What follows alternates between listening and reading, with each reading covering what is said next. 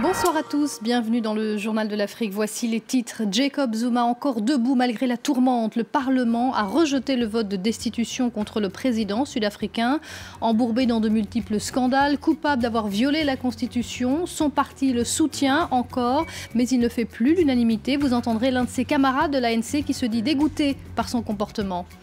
La CPI doit jeter l'éponge. Le vice-président kényan William Ruto bénéficie d'un non-lieu. Les preuves de son implication dans les violences post-électorales ne sont pas suffisantes. Un revers pour la procureure de la CPI, mais Fatou Bensouda se défend. Son dossier a été miné, dit-elle, par des intimidations de témoins. Et puis reportage à la rencontre de la nouvelle perle de la musique capverdienne, Elida Almeida, consacrée par le prix Découverte RFI. Après son concert parisien, la nouvelle diva aux pieds nus qui revendique l'héritage de Césaria Evora s'apprête à partir en tournée à travers toute l'Afrique. Nous l'avons rencontrée. Il s'en sort donc à nouveau indemne. Jacob Zuma, au cœur de plusieurs scandales, vient d'échapper à une procédure de destitution. Après une séance à nouveau chaotique à l'Assemblée, les opposants l'ont accusé tour à tour d'être un escroc ou un cancer de la vie politique. Le chef de l'État a pu compter sur le soutien des députés de son parti, même si au sein de l'ANC, certains le rejettent ouvertement. Écoutez le récit de Caroline Dumais. Les débats ont beau avoir été chaotiques, la motion de défiance n'avait aucune chance de passer. L'ANC est majoritaire à l'Assemblée nationale et elle l'a prouvé. 233 voix contre 143, la motion a échoué. Et pendant que les députés du parti au pouvoir se serraient les coudes, des voix discordantes se sont élevées. Celle par exemple de Denis Goldberg, ancien compagnon de lutte de Nelson Mandela. Il se dit dégoûté par la situation. Mais ce n'est pas pour ça qu'on s'est battu. Pour un petit groupe de politiciens qui s'attribuent un niveau de vie très élevé dans un pays où la pauvreté est massive. Je voudrais voir mon ANC, le parti que j'ai soutenu pendant si longtemps, avoir le courage de dire « Camarade Zuma, ce que vous avez fait a abîmé notre parti. Soit vous démissionnez, soit nous vous donnons l'ordre de partir. Parce que ça serait la seule solution pour qu'on aille de l'avant et qu'on restaure le respect du parti dans les yeux de tous, les Sud-Africains. » Il y a pourtant bien peu de chances que le parti rappelle son leader. Les élections locales sont en août prochain.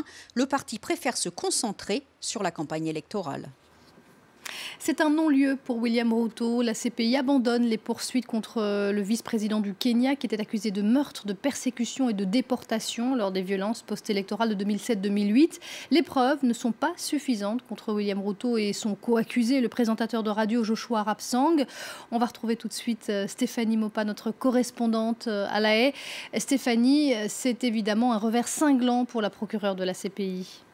Oui, effectivement, et Fatou Bensouda a tenté aujourd'hui de justifier en expliquant que beaucoup d'interférences avaient eu lieu dans ces procès. Il faut rappeler que depuis septembre 2013, l'ouverture de ce procès, beaucoup de témoins étaient soit revenus sur leur déposition initiale, soit avaient tout simplement refusé de se présenter devant la cour. Et Fatou Bensouda avait déjà dénoncé l'existence d'un vaste réseau de corruption. Elle avait même émis 3 mandats d'arrêt contre des Kenyans pour entrave à l'administration de la justice. Et c'est la raison pour laquelle les juges, même s'ils n'avaient pas les preuves suffisantes pour poursuivre le procès ou condamner les accusés, ont simplement décidé qu'ils ne seraient pas acquittés. Cela laisse ouvert la possibilité de nouveaux procès, soit d'une nouvelle affaire devant la CPI si la procureure devait rassembler de nouvelles preuves, soit devant la justice kenyane. Mais ces deux options qui semblent peu probable d'arriver. La procureure a aussi d'autres affaires à traiter et elle a été sérieusement échaudée dans cette affaire. Quant à la justice kenyane, eh bien pour l'instant, elle n'est pas prête à poursuivre de nouveau le vice-président du Kenya. Et Stéphanie, le président du Kenya, Uhuru Kenyatta, lui-même qui avait été poursuivi par cette même cour, a réagi. Qu'est-ce qu'il a dit exactement ?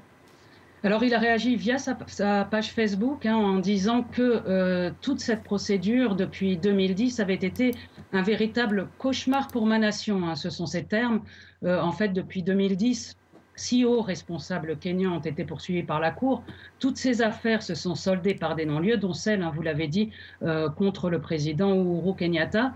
Et il a aussi dit que son alliance avec William Ruto, qui a longtemps été son opposant, était placé dans le cadre de la réconciliation et que c'est pour cette raison qu'il s'était allié et qu'il avait mené campagne en avril 2013, juste après les mises en accusation de la CPI contre les deux hommes qui, malgré cela, avaient été élus. Et puis, dans sa déclaration, le chef de l'État kényan a aussi déclaré que son pays ne s'opposait pas à la justice internationale. C'est surprenant parce que depuis le début de cette affaire, le Kenya a bataillé en s'alliant avec l'Union africaine contre la Cour, mais peut-être qu'avec la décision d'aujourd'hui, une page est en train d'être tournée. Merci beaucoup pour toutes ces précisions. Stéphanie Moupa en direct de La Haye. Un petit tour au Kenya justement où les sympathisants de William Ruto ont laissé exploser leur joie à l'annonce de la décision de la Cour. À Eldoret, la grande ville de la vallée du Rift et bastion du vice-président, vous le voyez, les habitants en liesse sont descendus en nombre dans les rues agitant des pancartes en soutien à William Ruto et hostiles à la CPI.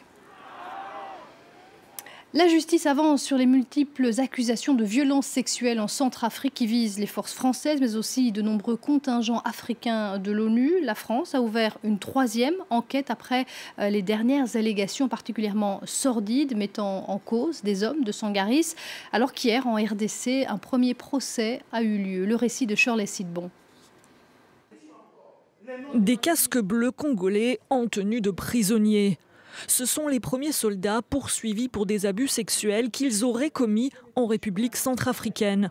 Plus de 170 plaintes ont été déposées contre des militaires de plusieurs pays, la plupart par des victimes présumées mineures. Face au juge, les accusés plaident non coupables. Notre client est poursuivi pour viol.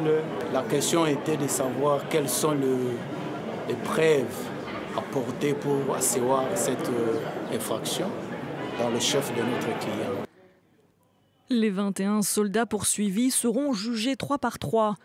Pour les ONG qui soutiennent les victimes, ce procès, qui devrait durer plusieurs mois, est un grand pas en avant. C'est la première étape vers la fin de l'impunité pour montrer qu'il y a des conséquences pour ce type de comportement. Les procureurs devront faire face à un obstacle, l'absence des victimes présumées et de leurs témoignages. Le scandale secoue depuis 2 ans les pays dont les soldats ont été accusés d'abus sexuels, alors que leur mission était de protéger la population et d'aider à mettre fin aux violences qui secouaient la République centrafricaine. Au Gabon, il défie ouvertement le président Ali Bongo. Après avoir démissionné avec fracas de son poste de président de l'Assemblée nationale, Guy Nzubandama se déclare candidat à la présidentielle. Figure depuis plus de 20 ans de la politique gabonaise. Il l'a annoncé ce mardi lors de sa première sortie politique aux allures de meeting. Écoutez. C'est pourquoi donc je présente ici ma mise à l'écart du cadre réglementaire et statutaire du Parti démocratique gabonais. Cette décision est assortie d'une autre, la déclaration solennelle de ma candidature à l'élection présidentielle d'août 2016. La Guy Nzubandama, donc candidat à la présidentielle qui doit avoir lieu au mois d'août prochain au Gabon. L'actualité en bref dans le reste du continent. Une lueur d'espoir en Libye. Les autorités basées à Tripoli, non reconnues par la communauté internationale, annoncent qu'elles cèdent le pouvoir. Elles laissent la place au gouvernement d'union nationale parrainé par l'ONU, dont le Premier ministre Fayez al-Sarraj s'est installé la semaine dernière dans la capitale libyenne. En Ouganda, les élections sont bien finies, mais l'opposant historique a une nouvelle fois été interpellé. Kizza Besigye, qui conteste la réélection du président Yoweri Museveni en février dernier, a été arrêté lors de sa première apparition publique depuis la levée, vendredi, de son assignation à résidence. À Brazzaville, le calme est revenu. Les autorités ont donné un premier bilan des affrontements de lundi. Au moins 3 policiers et 2 hommes armés, toujours non identifiés, ont été tués. De son côté, l'opposant Guy Parfait Colélas, dont le camp a été pointé du doigt par les autorités, trouve les explications du pouvoir, je cite, bizarres et demande une enquête impartiale. Et on va terminer ce journal en musique. Elle a enflammé hier soir la salle du Pine Piper à Paris. La chanteuse capverdienne Elida Almeida, sa voix à la fois puissante et grave, a charmé le jury du prix Découverte RFI qui récompense chaque année de nouveaux talents africains. Salima Bellage et Ben Barnier ont rencontré celle qui marche sur les traces de Césaria Évora. Regardez. Du haut de ses 23 ans, Elida Almeida a déjà une longue carrière derrière elle, depuis les scènes de son île natale de Santiago à celle de Paris. Elida, c'est un sacré bout de femme qui a affronté les épreuves de la vie grâce au chant, la perte de son père, avoir un enfant très jeune. Elle nous raconte son histoire dans l'album Ora dos y Ora Margos, des textes durs bercés par sa voix douce et mature à la fois. Ora doce, ora margos, ça veut dire moment heureux, moment triste. Et même quand je vis quelque chose de triste, j'essaie de le transformer en quelque chose de positif. Et c'est la musique, c'est ça mon message. Comme beaucoup de chanteuses capverdiennes, Elida Almeida est souvent comparée à Césaria Évora, une comparaison qu'elle accepte avec honneur. Césaria était une grande diva de la musique africaine, alors c'est toujours bon d'être comparée à elle. Nous sommes capverdiennes et notre rêve commun, c'est de faire connaître la musique capverdienne. Déjà artiste confirmé au Cap-Vert, le prix Découverte RFI lui permet aujourd'hui d'entamer une grande tournée africaine, un rêve qui se réalise.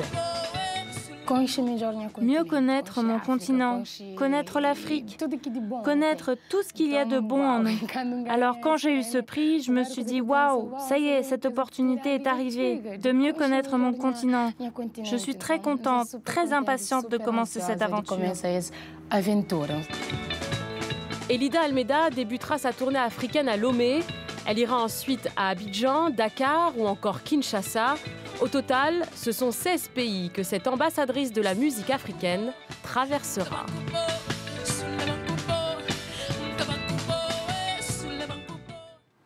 Elida Almeida, un premier concert donc ce vendredi au Togo, à Lomé. Merci d'avoir suivi ce journal. Restez avec nous, l'info continue tout de suite sur France 24.